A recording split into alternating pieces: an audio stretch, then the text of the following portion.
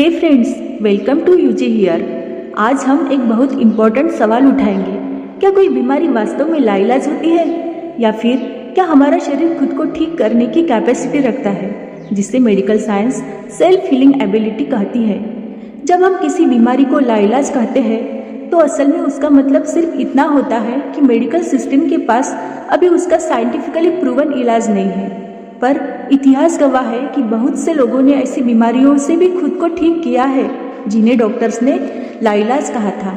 इसका मतलब ये नहीं कि मेडिकल साइंस गलत है, बल्कि इसका मतलब है हमारा शरीर और मन किसी भी लेवल की बीमारी से लड़ने की शक्ति रखते हैं, बशर्ते हम उस शक्ति को एक्टिव करें। आपने प्लेसिबो इफेक्ट के बारे में जरूर सुना होगा।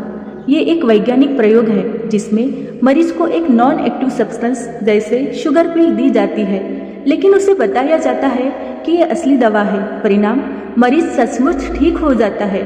मेडिकल जर्नल्स में डॉक्यूमेंटेड है कि बिलीफ सिस्टम ही शरीर में न्यूरोट्रांसमीटर्स को एक्टिवेट करता है जो हीलिंग शुरू करते हैं, यानी विश्वास ही सबसे बड़ी दवा बन सकता है।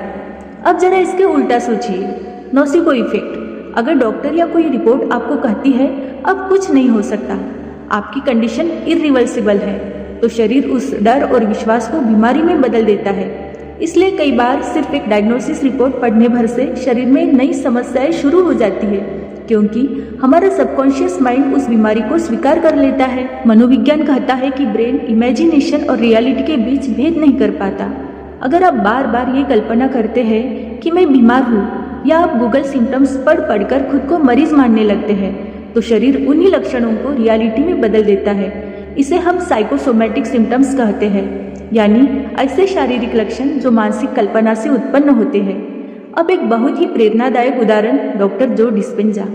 एक भयानक एक्सीडेंट में उनकी रीढ़ की हड्डी इतनी क्षतिग्रस्त हो गई थी कि डॉक्टरों ने कहा surgery is the only option और you will never walk again. लेकिन उन्होंने ऑपरेशन से इनकार किया।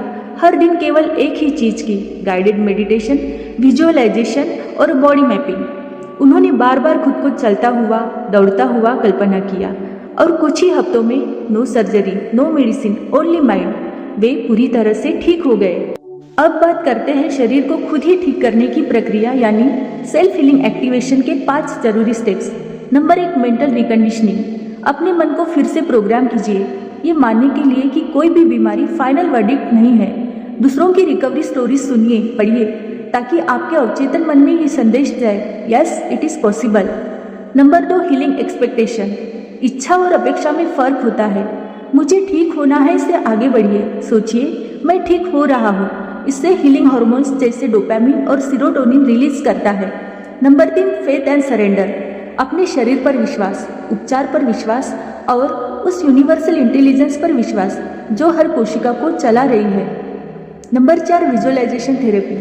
हर दिन 10 मिनट अपनी आंखें बंद करके खुद को पूर्णतः स्वस्थ महसूस कीजिए। इमेजिन कीजिए आपकी बॉडी ठीक हो रही है, हर अंग ऊर्जा से भर रहा है। यह अभ्यास न्यूरल पाथवेज को बदलता है और शरीर उस पर एक्शन लेना शुरू करता है। Number 5, purpose of life. Medical research कहती है कि जिन लोगों का जीवन में कोई पर्पस होता है उनमें रिकवरी और इम्यूनिटी दोनों तेज होती है।